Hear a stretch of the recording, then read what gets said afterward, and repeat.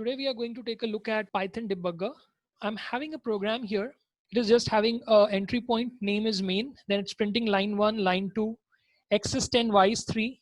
Then this is a little different syntax. This has been introduced in Python 3.8. So if you want to print a variable x equals to something like this, right?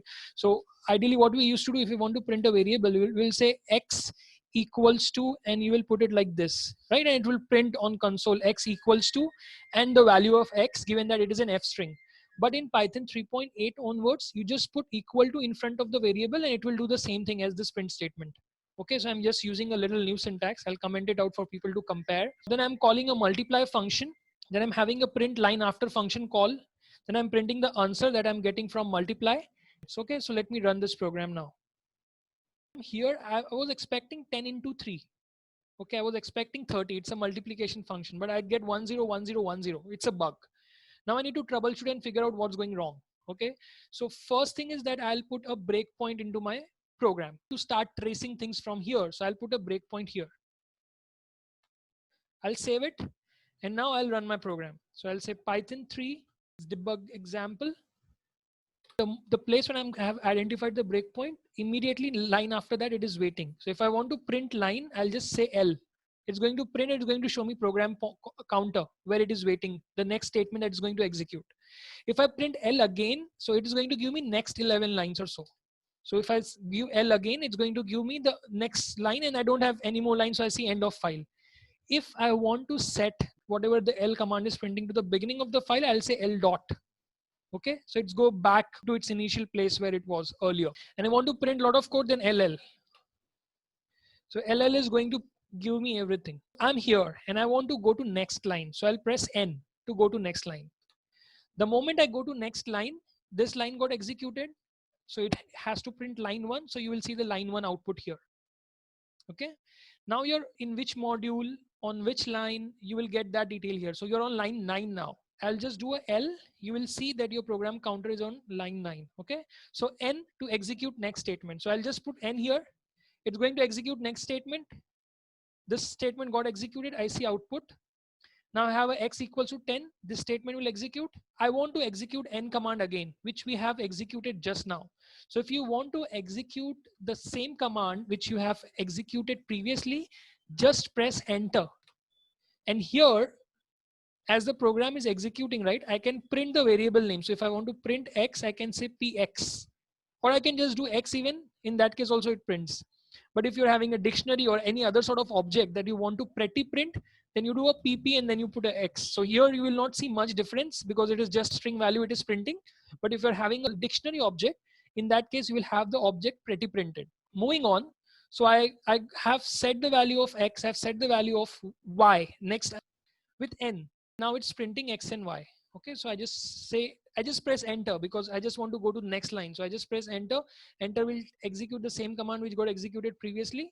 So I see value of x, I see value of y. At this particular line, right, answer equals to multiply x comma y. There is a function call. If you see, if I go back to my code over here, answer equals to multiply and it's going to pass x and y. Right now, I don't want to go into the function and see how the function code is executing. I just want this line to execute and I want to go to next line, right? If I want to do that, I'll just put n and I press enter. So you see it went to next line after function call. Given that I pressed n, it did not go to the function and it did not go to the lines inside function. Immediately we went to the next line. And if you want to see what's the output of answer, what's the value returned by the function, I'll see answer over here. Oh, this is the problem, right? Because I was expecting it to give me 10 into 3, which is 30, and it's giving me 101010. Okay, so this is the problem that I need to troubleshoot. Fine. And I want to continue execution till the next breakpoint is reached. I just press C. Given that I don't have any more breakpoint in my program, the program will continue execution till the last line. So I just put a C over here. Done. Program terminated. Here, when we reach this multiply function, we just said n. That's why it did not go inside the function. It did not step into the function. If you want to step into the function and you want to see what is the function code and how that executes, then in that case, instead of n, you have to do s, which we'll do in the next iteration because that's where the answer is coming wrong. So now let's start debugging again. And this time we will step into multiply function. Okay, so I just want to go to next line, n, n, n, n. Okay, I'm just printing those values. And now here, instead of n, I want to step into multiply functions. So step into multiply function, I have to put s to step into. Now you will see that it will not go to line 16. Instead, it will go inside the function over here. So let me do a step into s. Now you see it is a function call.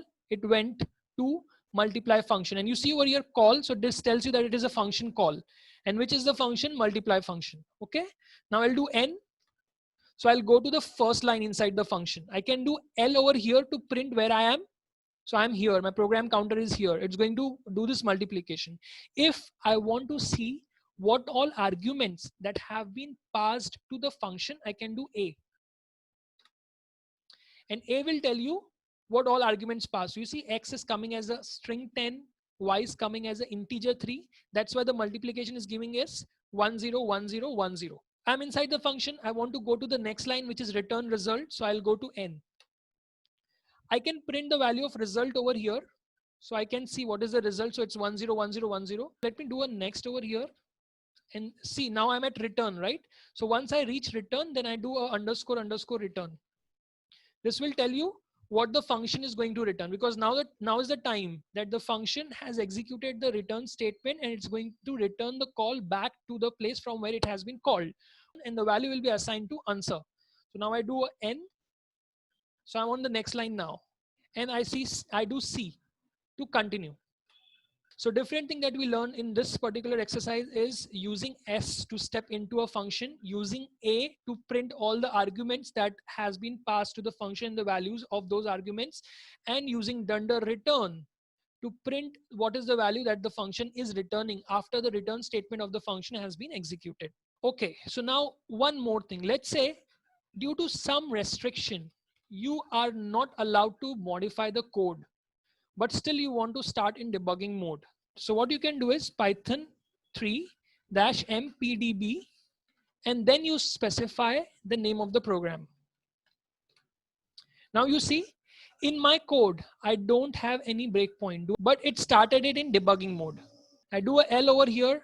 I can see, okay, so now it is executing the module. Okay, now the question might be here that, okay, why it is directly going to multiply function? Why it is not starting over here? Understand how the modules are executed. The moment you say execute a module, it is going to start from the very first line.